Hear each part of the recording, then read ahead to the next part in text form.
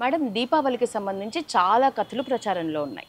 అవునమ్మా. మనకు అపజయం మీద విజయంగాను, లేకపోతే ఓవరాల్‌గా చాలా అర్థాలతో చూస్తూ ఉంటున్నాం.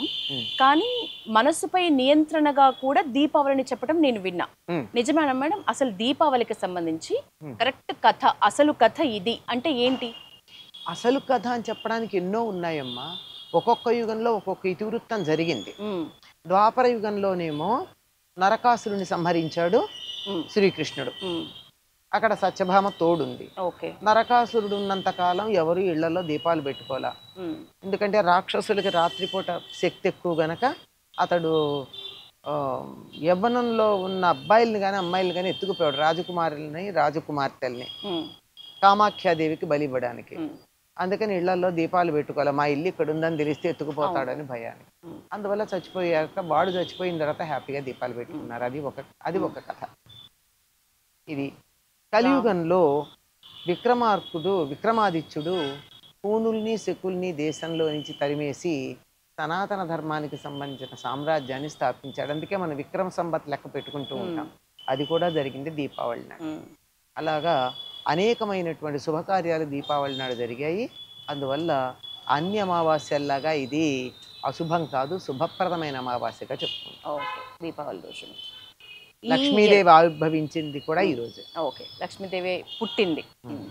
2025 సంవత్సరానికి గాను దీపావళి డేట్ లో ఏమైనా కన్ఫ్యూషన్ ఉందా మేడం? 20వ తారీఖు జరుపుకోవాలంటున్నారు, అదేనా కరెక్ట్? 20వ తారీఖే జరుపుకోవాలమ్మా.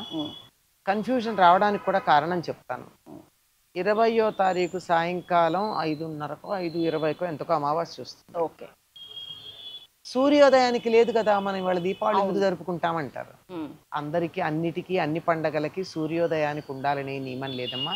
ఒక్కొక్క పండగ జరుపుకునేటప్పుడు ఒక్కొక్క తిథికి ప్రాధాన్యం ఎక్కడ ఉన్నది అనేది ప్రాధాన్యం ఉంటుంది. సంకల్పం చెప్పుకోవడం అంటే ఒకవేళ పూజ చేస్తూ సంకల్పం చెప్పుకుంటే మాత్రం ఆశ్వయుజ కృష్ణ చతుర్దశి అని చెప్పుకునే తత్కాల అమావాస్య అని చెప్పుకుని పూజ చేసుకుంటాం. మర్నాడే అమావాస్య చెప్పుకుంటాం. కానీ దీపావళి అమ్మవారి పూజ మాత్రం రాత్రి చేస్తాం గనక ఆ రోజే సాయంకాలం 20వ తారీఖే దీపావళి.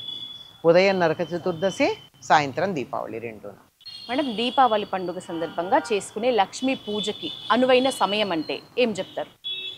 మామూలుగా తెలుగు వాళ్ళంతా పొద్దునే చేస్తారు మా లక్ష్మీనారాయణ పూజ అని.